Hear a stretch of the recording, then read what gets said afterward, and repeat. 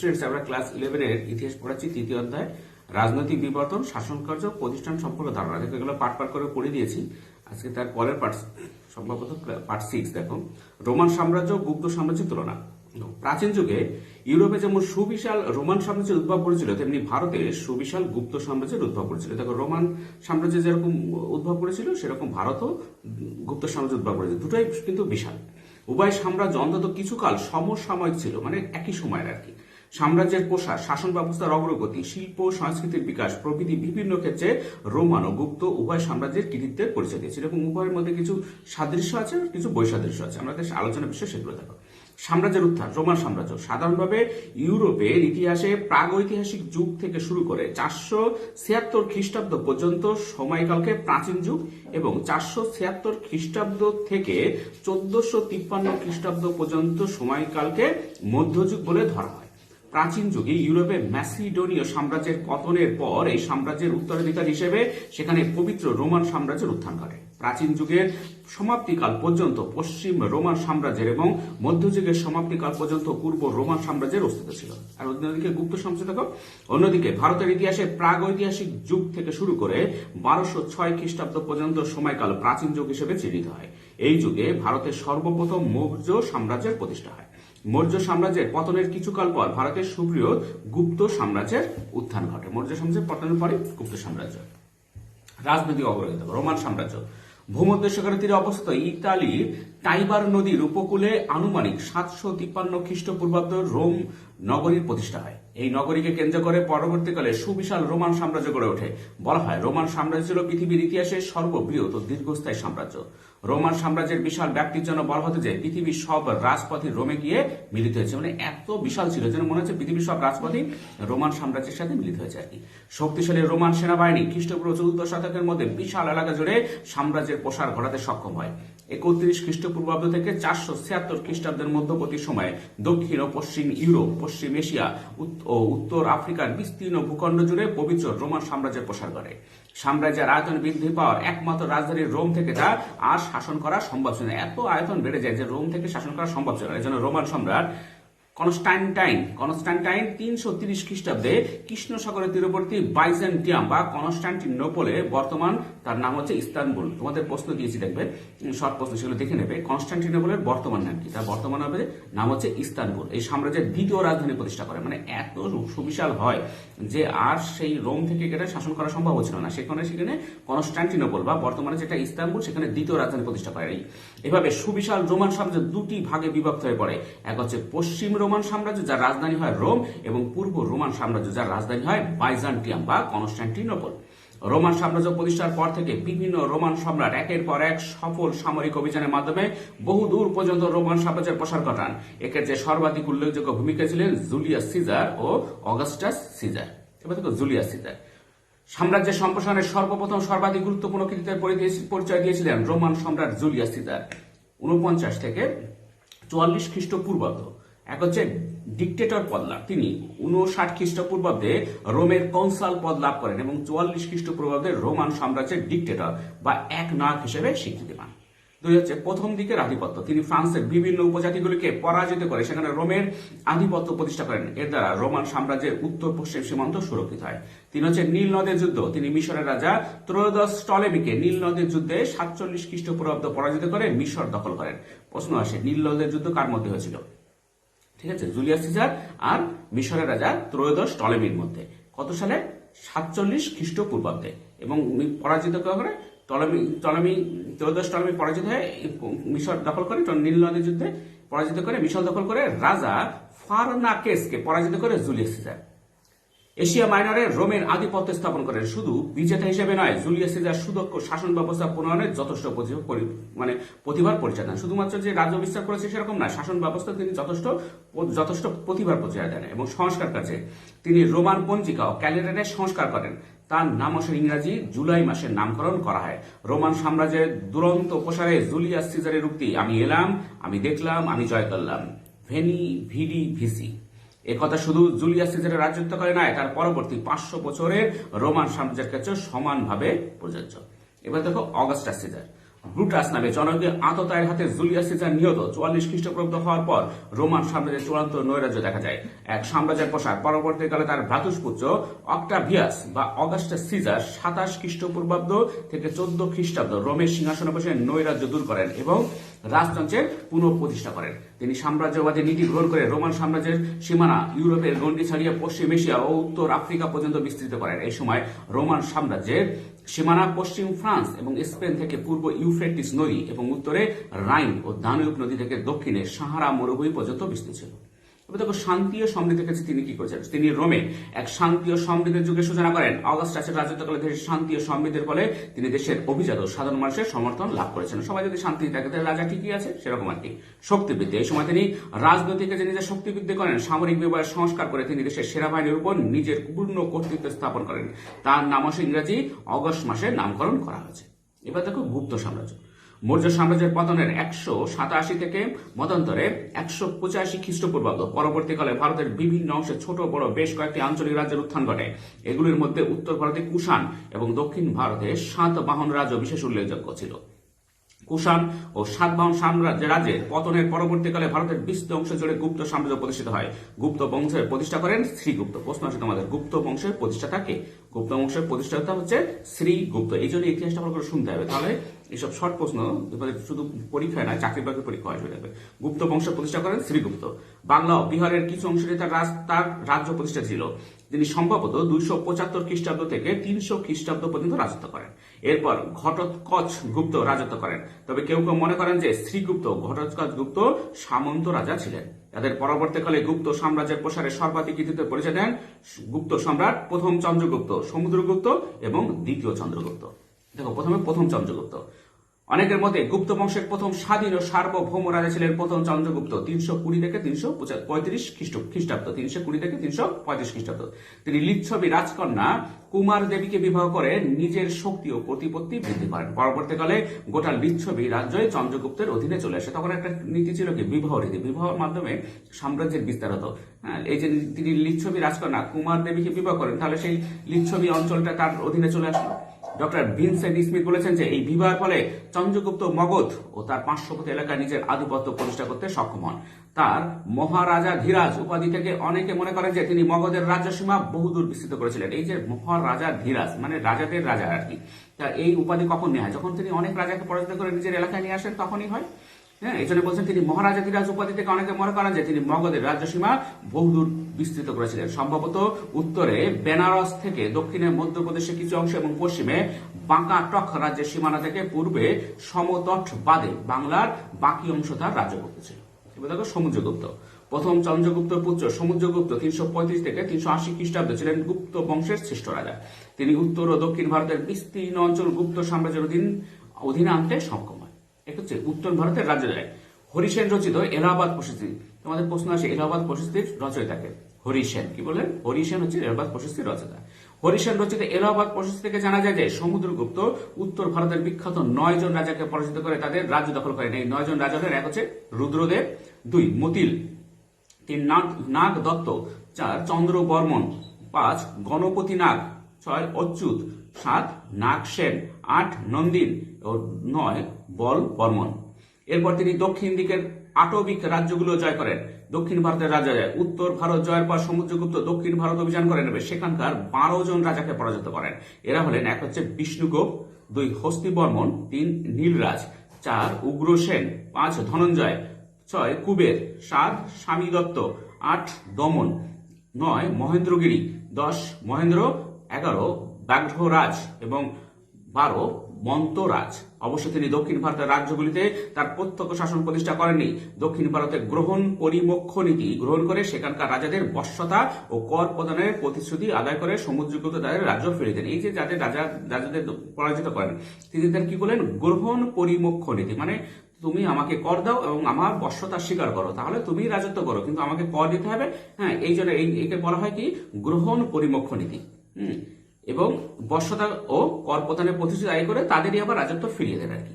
সীমান্তবর্তী রাজ্য যায়। সমুদ্রগুপ্ত সীমান্তবর্তী 5টি রাজ্য নেপাল, কত্রিপুর, সমতট, দাভক ও কামরূপ জয় করেন। অন্যান্য রাজ্য আছে। এছাড়া সমুদ্রগুপ্ত আরো 9টি প্রজাতান্ত্রিক রাজ্যের বশ্যতা আদায় করেন। ভারতের বিস্তৃত ভূখণ্ডে সাম্রাজ্যের প্রসার ঘটনার পর সমুদ্রগুপ্ত অশ্বমেধ যজ্ঞ করেন। এই অশ্বমেধ যজ্ঞ মানে অশ্বের ঘোড়া যে ধরবে আর কি, তার সাথে সমুদ্রগুপ্ত লড়াই হবে। কিন্তু এই যদি ঘোড়া ফিরে আসে তখন সেটাকে অশ্বমেধ যজ্ঞ পালন করতে হবে আর কি। সমুদ্রগুপ্তের সর্বভারতীয় সাম্রাজ্য প্রতিষ্ঠার কৃতিত্বের জন্য ঐতিহাসিক ডক্টর ভিনসেন্ট স্মিথ সম্রাট সমুদ্রগুপ্তকে ভারতের নেপোলিয়ন বলে অভিহিত করেছেন। তাহলে ভারতের নেপোলিয়নকে সম্রাট সমুদ্রগুপ্ত। দ্বিতীয় চন্দ্রগুপ্ত, সমুদ্রগুপ্তের মৃত্যুর পর তার পুত্র দ্বিতীয় চন্দ্রগুপ্ত 380 থেকে 414 খ্রিস্টাব্দে গুপ্ত সিংহাসনে বসেন। তিনি বৈবাহিক সম্পর্কের মাধ্যমে গুপ্ত বংশের প্রভাব প্রতিপত্তি বৃদ্ধি করেন। বৈবাহিক সম্পর্ক কি জানি, তিনি মধ্য ভারতের নাগ বংশীয় রাজকন্যা কুবের নাগকে বিবাহ করেন এবং নিজ কন্যা প্রভাবতীকে শক্তিশালী বাকাটক রাজ্যের রাজা দ্বিতীয় রুদ্রসেনের সঙ্গে বিবাহ দেন। তাছাড়া কর্ণাটকের কদম্ব বংশের জনৈক রাজকন্যাকে তিনি নিজ পুত্রবধূ করে আনেন। মানে এই যে বিভিন্ন জায়গায় তাদের বিবাহের মধ্যে সাম্রাজ্য বৃদ্ধি, এই হচ্ছে বৈবাহিক সম্পর্কের বৃদ্ধি আর কি। সাম্রাজ্যবাদ, দ্বিতীয় চন্দ্রগুপ্ত মালব, গুজরাট ও সৌরাষ্ট্রের রাজত্বকারী বিদেশি শক রাজাদের পরাজিত ও বিতাড়িত করে শক রাজ্য নিজ সাম্রাজ্যভুক্ত করেন। দিল্লির নিকটবর্তী মেহেরৈলি গ্রামের একটি লৌহ স্তম্ভে উল্লেখিত হয়েছে যে জনৈক চন্দ্র রাজা বাংলা ও বাল্হিক দেশ জয় করেন। অনেক পণ্ডিত মনে করেন যে চন্দ্র রাজা এবং ইতিহাস খ্যাত গুপ্ত সম্রাট দ্বিতীয় চন্দ্রগুপ্ত একই ব্যক্তি ছিলেন।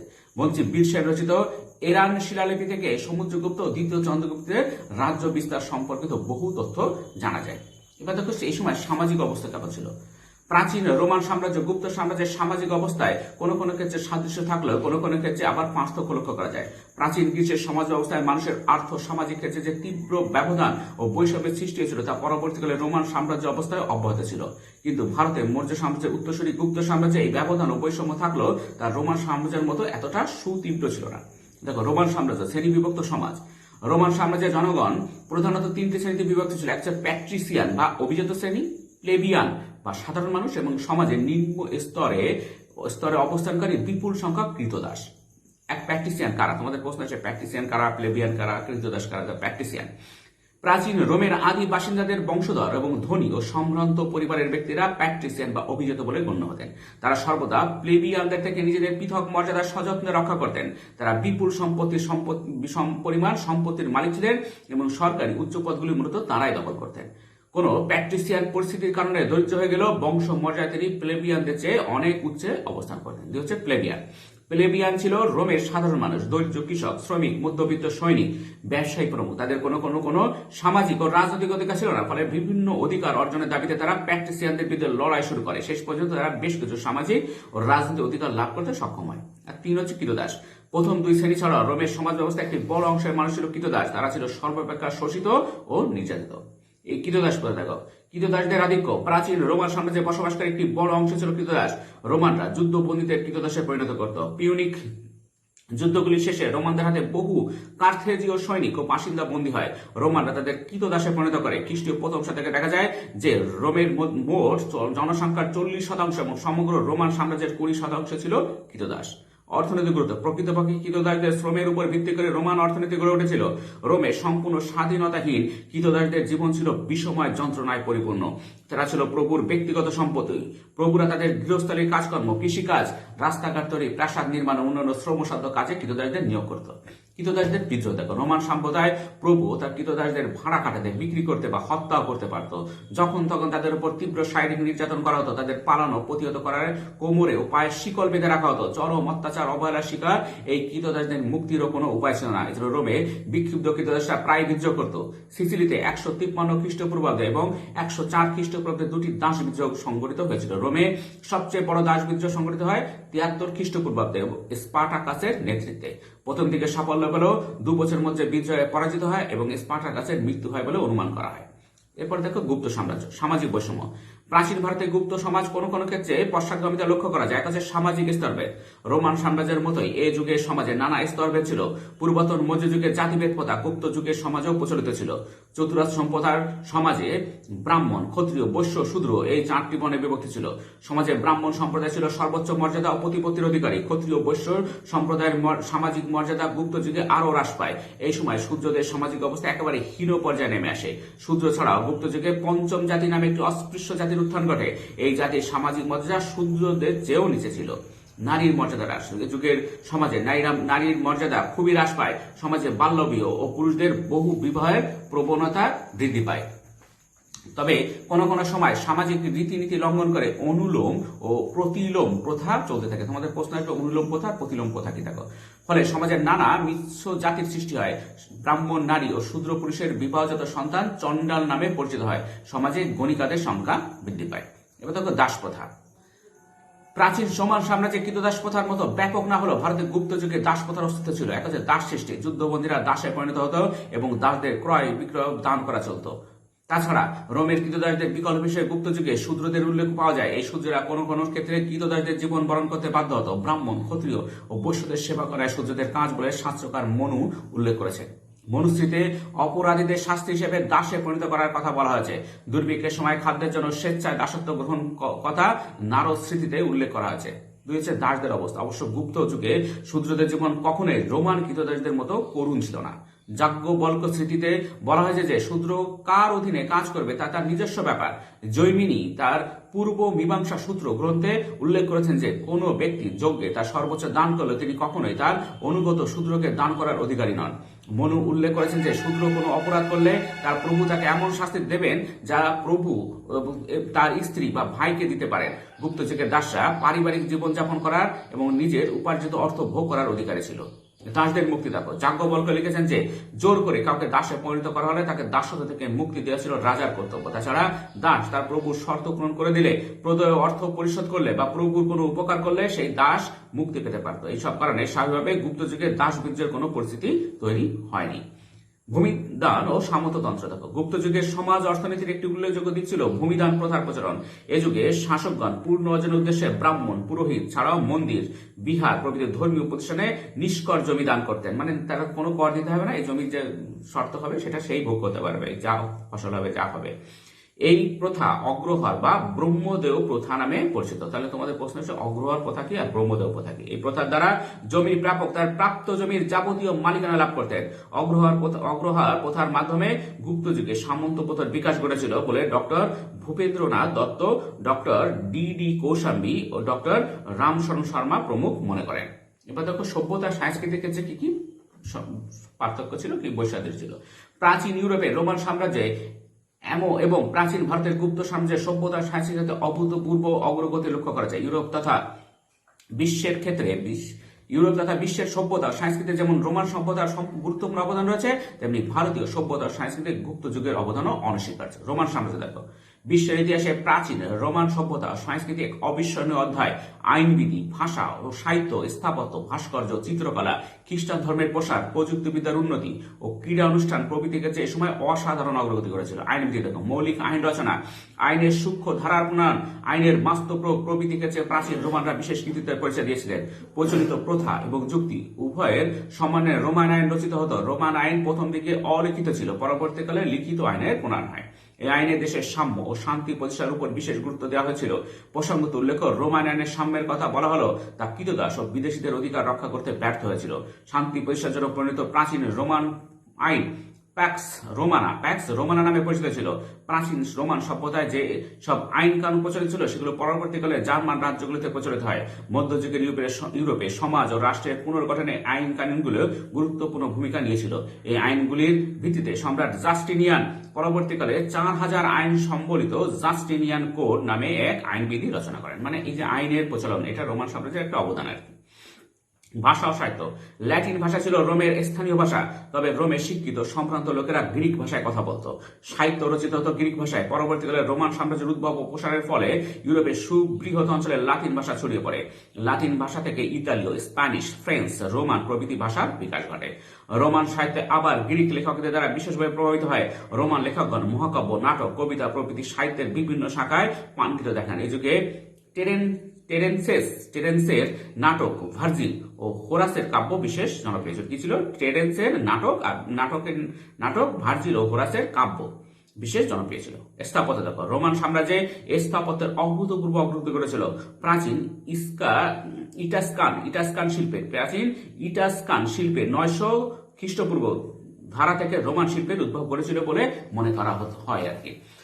তবে রোমান শিল্পে প্রাচীন গ্রিক শিল্পরীতির বিশেষ প্রভাব পড়েছিল। রোমানরা খ্রিস্টীয় প্রথম শতকে কংক্রিটের স্থাপত্য কৌশল উদ্ভাবন করলে স্থাপত্য কর্মের প্রভূত উন্নতি করে। কংক্রিটের স্থাপত্য তখন থেকে রোমানরা প্রথম স্থাপত্যে পাথরের ব্যবহার শুরু করেছিল। রোমান সম্রাটগণ বহু সুন্দর মন্দির, থিয়েটার হল, গ্রন্থাগার, রাস্তাঘাট, বন্দর, বাজার প্রভৃতি নির্মাণ করেন।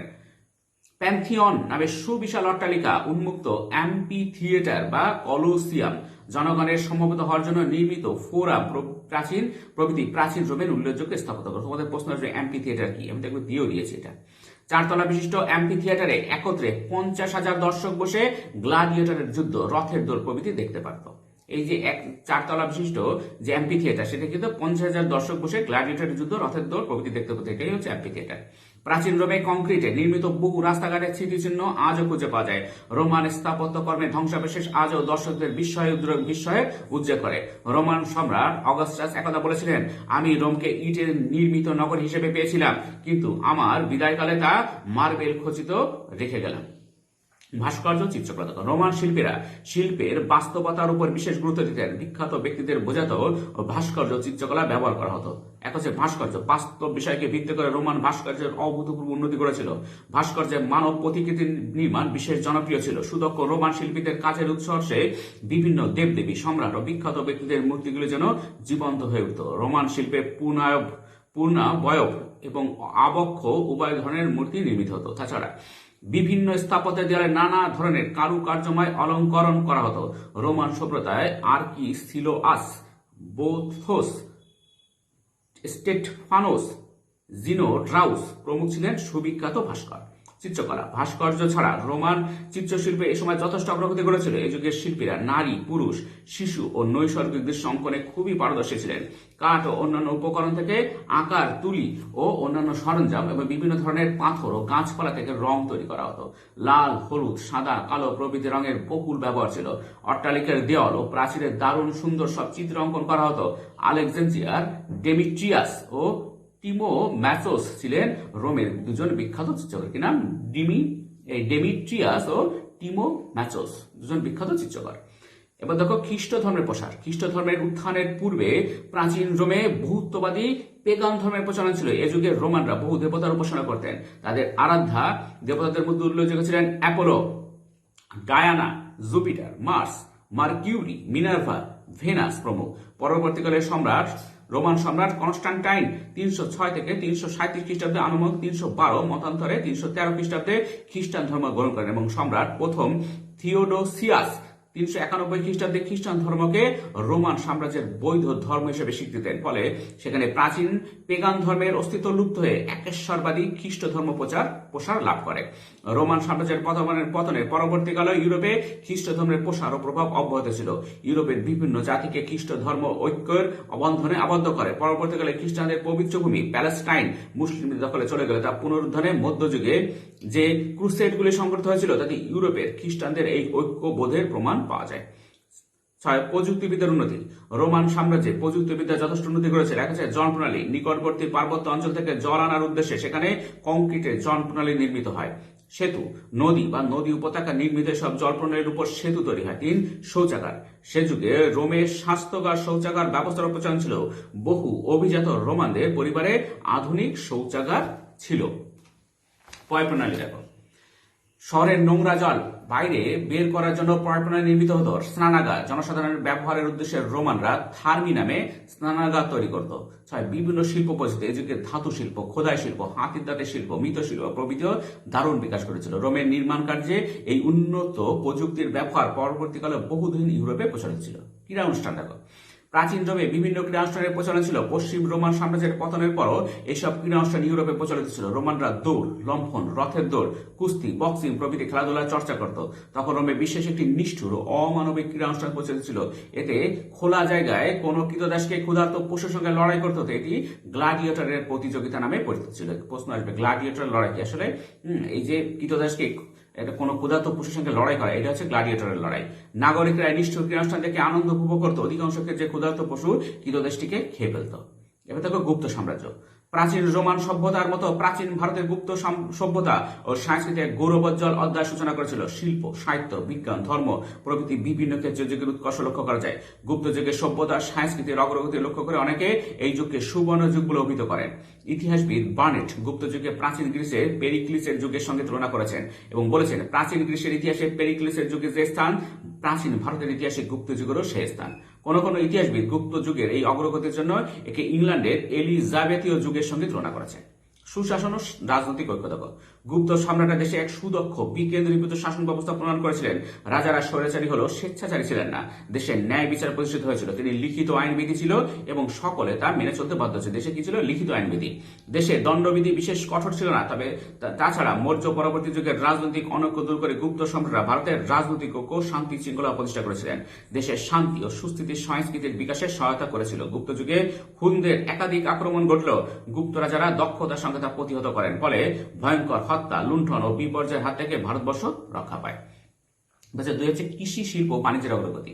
গুপ্ত যুগে কৃষি, শিল্প, বাণিজ্যের অভূতপূর্ব অগ্রগতি ঘটে। কৃষি সেচের জন্য সুদর্শন হ্রদের সংস্কার করা হয়েছিল।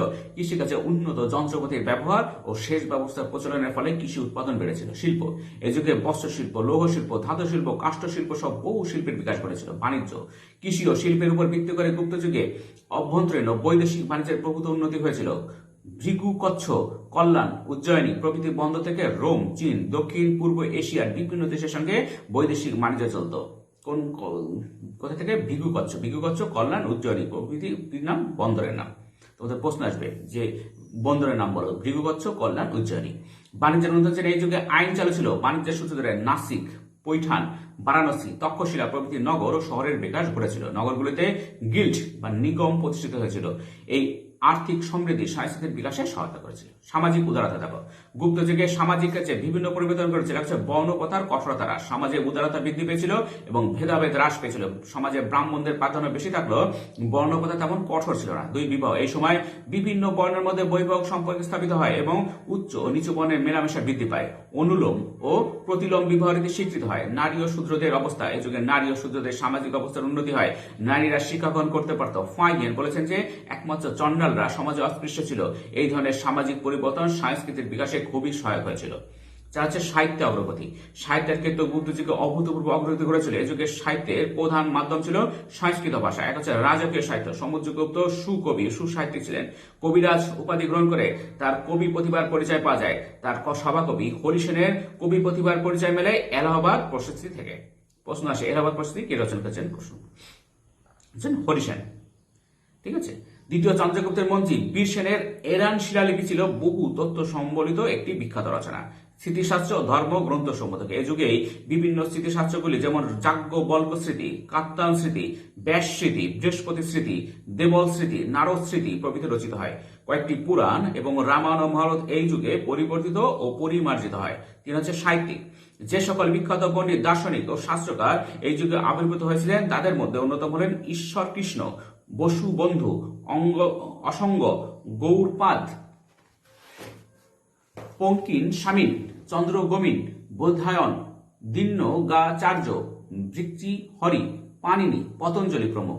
বিশাখ দত্তের মুদ্রা রাক্ষস, শূদ্রকের মৃচ্ছকটিক, ভারবীর কিরাতার্জু নিয়ম, ভট্টির ভট্টিকাব্য, দণ্ডির 10 কুমার চরিত, বিষ্ণু শর্মার পঞ্চতন্ত্র, অমর সিংহের শব্দকোষ প্রভৃতি গুপ্ত যুগে রচিত হয়।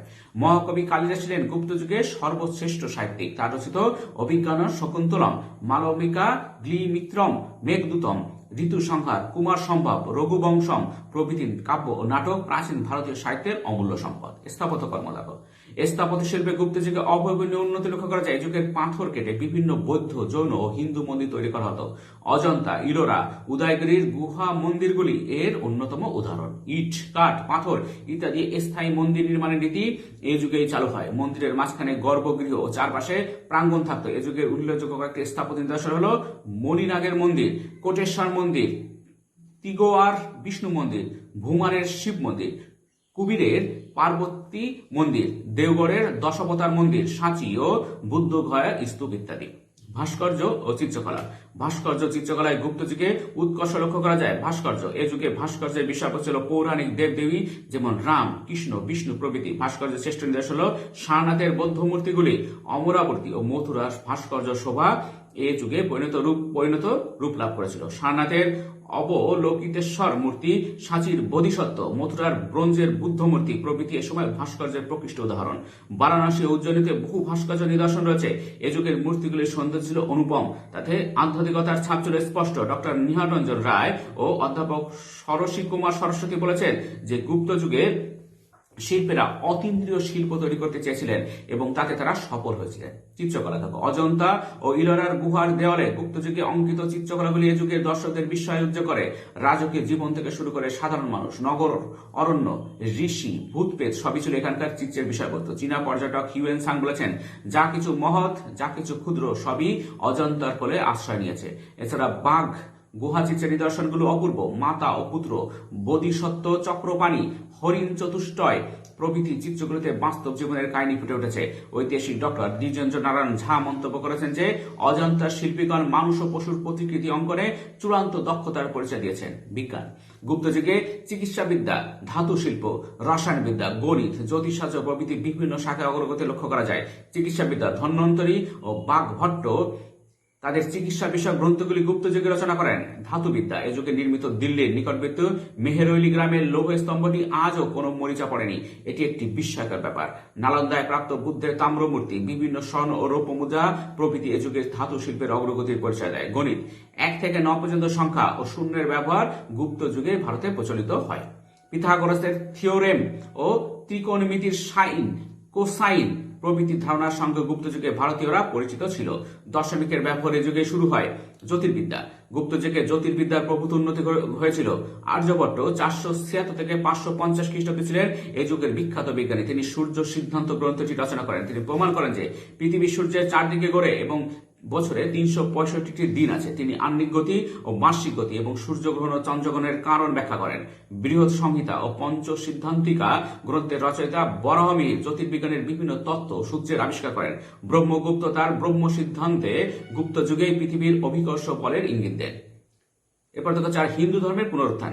হিন্দু ধর্মের প্রসার। জার্মান ঐতিহাসিক ম্যাক্স মুলার গুপ্ত যুগকে হিন্দু ধর্মের পুনরুত্থানের যুগ বলে চিহ্নিত করেন। এই যুগে ভক্তি ধর্মের বিকাশ ঘটে এবং মূর্তি পূজা ও তন্ত্র ধর্মের প্রচারণায় গুপ্ত যুগে ইন্দ্র, বরুণ, মিত্র প্রভৃতি বৈদিক দেবতার গুরুত্ব হ্রাস পায় এবং তাদের স্থলে শিব, বিষ্ণু, গণেশ, কার্তিক, দুর্গা, লক্ষ্মী, কালী প্রভৃতি দেবদেবীর উপাসনা শুরু হয়। অন্যান্য ধর্মের সহানুভূতি। গুপ্তরা যারা হিন্দু ধর্মের পৃষ্ঠপোষকতা করলেও অন্যান্য ধর্মের প্রতি সহানুভূতিশীল ছিলেন। এ যুগে বৌদ্ধ ধর্মের বিষয়কে কেন্দ্র করে অজন্তা, সারনাথ প্রভৃতি স্থানের শিল্প নিদর্শনগুলি বৌদ্ধ ধর্মের অগ্রগতির পরিচয় দেয়। অসংখ্য বসুবন্ধু, নাগার্জুন, পরমার্থ প্রমুখ বৌদ্ধ দার্শনিক এ যুগেই আবির্ভূত হয়েছিলেন। গুপ্তরা যারা ব্রাহ্মণ ধর্মের অনুরাগী হয়েও পরধর্ম সহিষ্ণু ছিলেন। এবার দেখো রোমান ও গুপ্ত সাম্রাজ্যের সাদৃশ্য কি ছিল। প্রাচীন যুগের সাম্রাজ্য হিসেবে ইউরোপের রোমান সাম্রাজ্য এবং ভারতের গুপ্ত সাম্রাজ্য বেশ কিছু বিষয়ে সাদৃশ্য লক্ষ্য করা যায়। একটা শ্রেণী বিভক্ত সমাজ। রোমান সমাজ ব্যবস্থা ছিল শ্রেণী বিভক্ত। রোমান সমাজটার জনগণ সাধারণত 3টি শ্রেণীতে বিভক্ত ছিল। একটা প্র্যাকটিসিয়ান বা অভিজাত শ্রেণী, প্লেবিয়ান বা সাধারণ মানুষ এবং কৃতদাস। অভিজাতরা সমাজের সর্বোচ্চ মর্যাদা এবং প্রতিপত্তি ভোগ করত। একইভাবে গুপ্ত যুগের সমাজ ব্যবস্থায় নানা স্তর হয়েছিল। বৈদিক যুগের চতুর্বর্ণ পথ অনুসারে গুপ্ত যুগেও সমাজে ব্রাহ্মণ, ক্ষত্রিয়, বৈশ্য, শূদ্র 4 ভাগে বিভক্ত ছিল। সমাজে ব্রাহ্মণরা সর্বোচ্চ মর্যাদা ও প্রতিপত্তি ভোগ করত। সাম্রাজ্যবাদী চর্চিত। সুবিশাল রোমান সাম্রাজ্য গড়ে ওঠার পশ্চাতে সর্বাধিক গুরুত্বপূর্ণ ভূমিকা নিয়েছিল সম্রাটদের সাম্রাজ্যবাদী মানসিকতা। দেশের অভ্যন্তরে রাজনৈতিক যে সাফল্য সম্রাটদের সাম্রাজ্যবাদী নীতি গ্রহণে উৎসাহিত করেছিল। সাম্রাজ্যবাদী নীতি কার্যকর করতে গিয়ে রোমকে একের পর এক যুদ্ধে জড়িয়ে পড়তে হয়েছিল। একইভাবে ভারতের গুপ্ত যুগে সুবিশাল সাম্রাজ্য গড়ে ওঠার পশ্চাৎ সম্রাটদের সাম্রাজ্যবাদী নীতি সর্বাধিক গুরুত্বপূর্ণ ভূমিকা নিয়েছিল। এ বিষয়ে সর্বাধিক গুরুত্ব গ্রহণ করেছিলেন গুপ্ত বংশের শ্রেষ্ঠ রাজা সমুদ্রগুপ্ত। তিনি উত্তর ভারতের 9টি, দক্ষিণ ভারতের 12টি এবং সীমান্তবর্তী কয়েকটি রাজ্যকে যুদ্ধে পরাজিত করেন। দুজনই ক্ষেত্রে দেখো সমাজ শ্রেণীবিভক্ত, সাম্রাজ্যবাদী চর্চ, দাসপ্রথা, সামন্তপ্রথা এগুলো সবকিছু একই রকম ছিল, সাদৃশ্য আর কি। দাসপ্রথা দেখো রোমান সমাজ ব্যবস্থায় দাসদের ব্যাপক অস্তিত্ব ছিল। রোমানরা যুদ্ধবন্দীদের কৃতদাসে পরিণত করত। রোমান কৃতদাস প্রভুরা গৃহকার্য, কৃষিকাজ, রাস্তাঘাট তৈরি, প্রাসাদ নির্মাণ ও অন্যান্য যাবতীয় পরিশ্রম সাধ্য কাজগুলো কৃতদাসদের দিয়ে করাতো। অন্যদিকে ভারতের গুপ্ত সমাজ ব্যবস্থায় দাস প্রথার অস্তিত্ব ছিল। গুপ্ত যুগে যুদ্ধবন্দীরা দাসে পরিণত হতো। সূর্যরা কোনো কোনো ক্ষেত্রে কৃতদাসের জীবন অতিবাহিত করতে বাধ্য হতো। এই যুগে দাসদের ক্রয় বিক্রয় ও দান করা চলত। সামন্ত প্রথা মধ্যযুগের ইউরোপের অন্য অঞ্চলগুলির মতো সুনির্দিষ্ট আকার না হলেও রোমান সাম্রাজ্য অভিজাত সম্প্রদায় সামন্ততান্ত্রিক ব্যবস্থা কায়েম করেছিল। বিপুল ভূসম্পত্তির মালিক এই অভিজাতরা নিজ নিজ এলাকায় ভূস্বামীতে পরিণত হয়েছিল। একইভাবে ভারতের গুপ্ত যুগে ধর্মীয় উদ্দেশ্যে ব্রাহ্মণ পুরোহিতকে এবং মন্দির, বিহার প্রভৃতি প্রতিষ্ঠান নিষ্কর ভূমিদান করার কথা প্রচলিত ছিল। ভূমিদান ব্যবস্থার উপর ভিত্তি করে এই যুগে সামন্ত প্রথা প্রসার করে। শিল্পকলার উৎকর্ষ রোমান স্থাপত্য, ভাস্কর্য, চিত্রকলার ক্ষেত্রে অসাধারণ উন্নতি করেছিল। প্যান্থিয়ন, অ্যাম্পি থিয়েটার বা কলোসিয়াম প্রভৃতি রোমান যুগের অসাধারণ স্থাপত্য কীর্তি। ভাস্কর্য, চিত্রকলার ক্ষেত্রে রোমান সভ্যতা যথেষ্ট অগ্রগতি লক্ষ্য করা যায়। বিভিন্ন দেবতা ও সম্রাটের মূর্তি ছিল ভাস্কর্য ও চিত্রকলার মূল বিষয়। অনুরূপভাবে গুপ্ত যুগের স্থাপত্য, ভাস্কর্য, চিত্রকলার ক্ষেত্রে অভূতপূর্ব উৎকর্ষ লক্ষ্য করা যায়। বিভিন্ন বৌদ্ধ, জৈন ও হিন্দু মন্দিরগুলি এই যুগের স্থাপত্য কীর্তির অনন্য নিদর্শন। মণিনাগের মন্দির, কোটেশ্বর মন্দির, দেওগড়ের দশাবতার মন্দির প্রভৃতি এ যুগের উল্লেখযোগ্য স্থাপত্য নিদর্শন। সারনাথ, অমরাবতী, মথুরা ও অন্যান্য স্থানের ভাস্কর্যগুলো অসাধারণ। গুপ্ত যুগের চিত্রকলার বিভিন্ন নিদর্শনগুলোর মধ্যে অন্যতম হল অজন্তা ও ইলোরার গুহা চিত্রগুলি। সাহিত্য অগ্রগতি দেখো রোমান যুগে লাতিন ভাষায় সাহিত্যে যথেষ্ট অগ্রগতি করেছিল। কবিতা, নাটক, মহাকাব্য প্রভৃতি বিভিন্ন ক্ষেত্রে অগ্রগতির ছাপ পড়েছিল। টেরেন্সের নাটক, ভার্জিল ও হোরেসের কাব্য, ওভিড এর শোক গাথা প্রভৃতি বিশেষ জনপ্রিয় ছিল।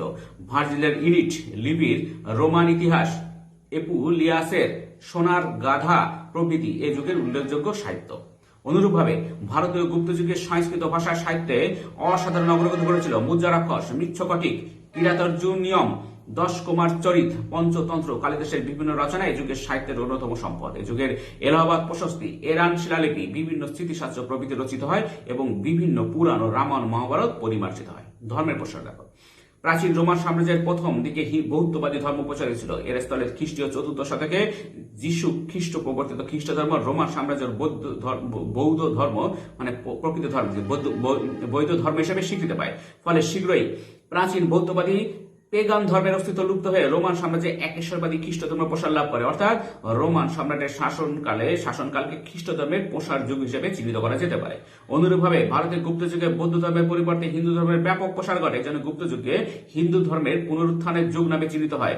শিব, বিষ্ণু, গণেশ, কার্তিক, দুর্গা, লক্ষ্মী, কালী প্রভৃতি হিন্দু দেবদেবীর উপাসনা বৃদ্ধি পায়। এরপর দেখো রোমান ও গুপ্ত সাম্রাজ্যের বৈসাদৃশ্য কি ছিল। প্রাচীন যুগের সাম্রাজ্য হিসেবে ইউরোপের রোমান সাম্রাজ্য এবং ভারতের গুপ্ত সাম্রাজ্যের মধ্যে কিছু কিছু বিষয়ে বৈসাদৃশ্য ছিল। সেগুলো সাম্রাজ্যের আয়তনের পার্থক্য। রোমান সাম্রাজ্য ছিল পৃথিবীর ইতিহাসে সর্ববৃহৎ সাম্রাজ্য। 476 খ্রিস্টাব্দে পশ্চিম রোমান সাম্রাজ্যের পতনের পূর্বে রোমান সাম্রাজ্য যখন চূড়ান্ত সীমায় বিরাজ করছিল, তখন রোমান সাম্রাজ্যের সীমানা দক্ষিণ ও পশ্চিম ইউরোপ, পশ্চিম এশিয়া ও উত্তর আফ্রিকা পর্যন্ত প্রসার লাভ করেছিল। ফলে সুশাসনের প্রয়োজনে সম্রাট কনস্টান্টাইন 330 খ্রিস্টাব্দে কনস্টান্টিনোপলে রোমান সাম্রাজ্যের দ্বিতীয় রাজধানী প্রতিষ্ঠা করেন। কিন্তু রোমান সাম্রাজ্যের তুলনায় ভারতের গুপ্ত সাম্রাজ্যের আয়তন ছিল খুবই কম। ভারতের সর্বোচ্চ গুপ্তরা যারা প্রত্যক্ষ শাসন প্রতিষ্ঠা করতে পারেননি। সমুদ্রগুপ্ত দক্ষিণ ভারতের 12টি রাজ্যকে পরাজিত করলেও উপলব্ধি করেছিলেন যে সেখানে দীর্ঘদিন গুপ্ত শাসন বজায় রাখা সম্ভব নয়। সেজন্য তিনি দাক্ষিণাত্যের রাজাদের আনুগত্য লাভ করে তাদের রাজ্য ফিরিয়ে দিয়েছিলেন। স্থায়িত্বের পার্থক্য রোমান সাম্রাজ্য হল পৃথিবীর ইতিহাসে দীর্ঘস্থায়ী সাম্রাজ্য। এই সাম্রাজ্য প্রায় 800 বছর অস্তিত্বশীল ছিল। 753 খ্রিস্টপূর্বাব্দে রোম নগরীর প্রতিষ্ঠার পর তাকে কেন্দ্র করে যে সাম্রাজ্যের উদ্ভব হয়েছিল তা 476 খ্রিস্টাব্দ পর্যন্ত অস্তিত্বশীল ছিল। অপরদিকে রোমান সাম্রাজ্যের তুলনায় গুপ্ত সাম্রাজ্যের স্থায়িত্ব ছিল অনেক কম। এই সাম্রাজ্য 275 খ্রিস্টাব্দে প্রতিষ্ঠিত হয় এবং আনুমানিক 500 মতান্তরে 550 খ্রিস্টাব্দ নাগাদের পতন ঘটে। অর্থাৎ গুপ্ত সাম্রাজ্য মাত্র 200 বছরের বেশ কিছু সময় স্থায়ী হয়েছিল। সামাজিক উদারতার পার্থক্য রোমান যুগে শ্রেণীবিভক্ত সমাজে প্লেবিয়ান নামে সাধারণ মানুষ এবং কৃতদাসরা অনেক ক্ষেত্রে বিভিন্ন সুযোগ সুবিধা থেকে বঞ্চিত হয়েছিল। তারা বেশিরভাগ ক্ষেত্রে সম্পত্তি ভোগ দখল, সরকারি উচ্চপদ, রাজনৈতিক ও সামাজিক অধিকার থেকে বঞ্চিত ছিল। কিন্তু ভারতে গুপ্ত যুগের সমাজ সেই তুলনায় অনেক উদার ছিল। এ যুগের সামাজিক ভেদাভেদ হ্রাস পেয়েছিল। বর্ণপ্রথার অস্তিত্ব থাকলেও তা বিশেষ কঠোর ছিল না। বিভিন্ন বর্ণের মানুষের মধ্যে সামাজিক ও বৈবাহিক সম্পর্ক স্থাপিত হয়েছিল। নিম্ন বর্ণের মানুষও বিভিন্ন অধিকার ভোগ করত। প্রজাতান্ত্রিক শাসনের পার্থক্য রোমান সাম্রাজ্যের স্বৈরাচারী শাসনতন্ত্রের অস্তিত্ব থাকলেও বিশেষ সময়ে রোমে প্রজাতন্ত্র প্রতিষ্ঠিত হয়েছিল। অভিজাততান্ত্রিক রোমান প্রজাতন্ত্র ক্রমে গণতান্ত্রিক প্রজাতন্ত্রের চরিত্র লাভ করেছিল। অবশ্য পরবর্তীকালে জুলিয়াস সিজার 59 থেকে 44 খ্রিস্টপূর্বাব্দ এই প্রজাতান্ত্রিক কাঠামোকে ধ্বংস করেন। কিন্তু ভারতের গুপ্ত যুগে প্রজাতান্ত্রিক শাসনের কোনো অস্তিত্ব লক্ষ্য করা যায় না। এখানে নির্ভেজাল স্বৈরাচারী রাজতান্ত্রিক শাসন ব্যবস্থা প্রচলিত ছিল।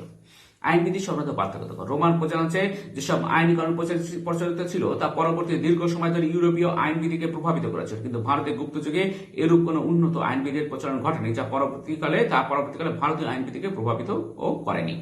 বিজ্ঞানের অগ্রগতির পার্থক্য। রোমান যুগে রাজনীতি, সমরবিদ্যা, শিল্পকলা প্রভৃতি বিভিন্ন বিষয়ে অধিক গুরুত্ব দেওয়ার ফলে বিজ্ঞানের চর্চা ব্যাহত হয়েছিল। এ যুগে বড় প্লিনি, সেনেকা, গ্যালেন প্রমুখ বিজ্ঞানী হিসেবে সামান্যই প্রতিভার পরিচয় দিতে পেরেছিলেন, কিন্তু ভারতে গুপ্ত যুগে বিজ্ঞানের বিভিন্ন শাখা যেমন চিকিৎসাবিদ্যা, ধাতু শিল্প, রসায়নবিদ্যা, গণিত, জ্যোতির্বিদ্যা প্রভৃতি বিষয়ে যথেষ্ট অগ্রগতি করেছিল। আর্যভট্ট, বরাহমিহির, ব্রহ্মগুপ্ত প্রমুখ বিজ্ঞানী গুপ্ত যুগে অসাধারণ বৈজ্ঞানিক প্রতিভার পরিচয় দিয়েছিলেন। দাসপ্রথার ব্যাপকতার পার্থক্য।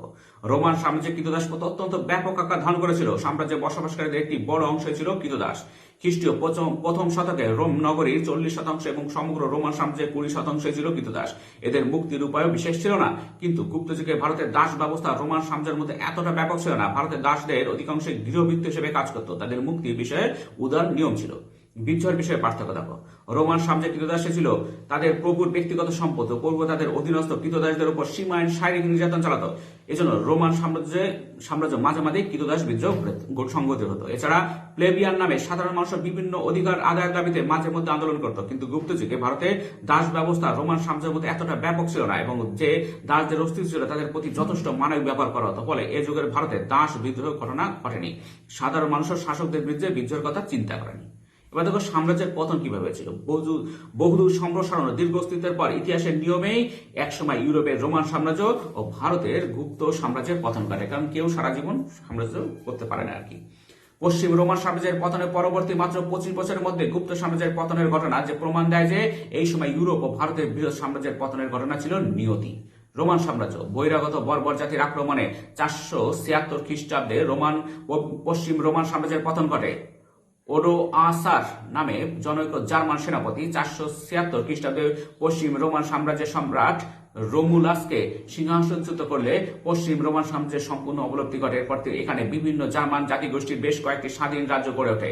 জার্মানদের শাসনকালে যুদ্ধ, নৈরাজ্য, বর্বরতা প্রভৃতির ফলে পশ্চিম ইউরোপে জ্ঞান বিজ্ঞানের অগ্রগতি ব্যাহত হয়, ব্যবসা বাণিজ্য ধ্বংস হয় এবং শহরগুলির অবলুপ্তি ঘটতে থাকে। এভাবে সেখানে এক অন্ধকারময় যুগ শুরু হয়। কিন্তু 476 খ্রিস্টাব্দে পশ্চিম রোমান সাম্রাজ্যের পতন ঘটল। পূর্ব রোমান সাম্রাজ্য আরো অন্তত 1000 বছর টিকে ছিল। শেষ পর্যন্ত 1453 খ্রিস্টাব্দে অটোমান তুর্কি মুসলিমদের আক্রমণে কনস্টান্টিনোপলের পতন ঘটে এবং পূর্ব রোমান সাম্রাজ্যের অবলুপ্ত হয়। গুপ্ত সাম্রাজ্য। দ্বিতীয় চন্দ্রগুপ্তের পরবর্তীকালে গুপ্ত সম্রাট রাজ্য বিস্তার বিশেষ কৃতিত্ব পরিচয় দিতে পারেননি, তবে এই বংশের শেষ শক্তিশালী রাজা স্কন্দগুপ্ত 455 থেকে 467 খ্রিস্টাব্দে বিদেশি হুন আক্রমণ প্রতিহত করে দেশকে রক্ষা করেন। এজন্য ডক্টর রমেশ চন্দ্র মজুমদার তাকে ভারতের রক্ষাকারী বলে অভিহিত করেছেন। স্কন্দগুপ্তের পরবর্তীকালে পুরুগুপ্ত, নরসিংহগুপ্ত, দ্বিতীয় কুমারগুপ্ত, বুধগুপ্ত প্রমুখ দুর্বল অযোগ্য রাজাদের আমলে গুপ্ত সাম্রাজ্য দ্রুত পতনের দিকে এগিয়ে যায়। এই বংশের রাজা জীবিত গুপ্তের মৃত্যুর 500 খ্রিস্টাব্দের পর গুপ্ত সাম্রাজ্যের পতন সম্পন্ন হয়। মূল্যায়ন দেখো। রোমান সাম্রাজ্য। প্রাচীন রোমান সভ্যতা ও সংস্কৃতি সমগ্র ইউরোপের সভ্যতা সংস্কৃতি সমৃদ্ধ করেছে। রোমের লাতিন ভাষা, সাহিত্য, শিল্প, আইনকানুন প্রভৃতি জার্মানদের মাধ্যমে সমগ্র ইউরোপে ছড়িয়ে পড়ে। সংস্কৃত ভাষার উপর ভিত্তি করে যেমন ভারতবর্ষের প্রধান ভাষাগুলি গড়ে উঠেছে, তেমনি লাতিন ভাষা থেকে ইউরোপের প্রধান ভাষাগুলি গড়ে উঠেছে। গুপ্ত সাম্রাজ্য। গুপ্ত যুগের সংস্কৃতির উৎকর্ষ ভারতের বাইরে ছড়িয়ে পড়েছিল। নানান ক্ষেত্রে উৎকর্ষ লক্ষ্য করে অনেকে গুপ্ত যুগকে সুবর্ণ যুগ বলে থাকেন। অবশ্য কেউ কেউ বিভিন্ন কারণে গুপ্ত যুগের সুবর্ণ যুগ হিসেবে চিহ্নিত করার বিরোধিতা করেছেন। ডক্টর রমিলা থাপারের মতে গুপ্ত যুগের সভ্যতা সংস্কৃতিতে যা কিছু অগ্রগতি করেছিল তা সমাজের উচ্চ শ্রেণীর মধ্যে সীমাবদ্ধ ছিল, সমাজের দরিদ্র শ্রেণীর সঙ্গে এর কোনো যোগাযোগ ছিল না। ডক্টর রামশরণ শর্মা বলেছেন যে সাহিত্য, ধর্ম, শিল্পের ক্ষেত্রে গুপ্ত যুগকে সুবর্ণ যুগ বলে অভিহিত করলেও সামাজিক ও অর্থনৈতিক বিচারে এই যুগকে সুবর্ণ যুগ বলা যায় না। স্টুডেন্টস আজকে এই পর্যন্ত। এবারে ভালো করে শুনতে থাকবে। ভিডিওটা একটু বড় হলো, তাও তো দেখবে। Thank you very much for watching.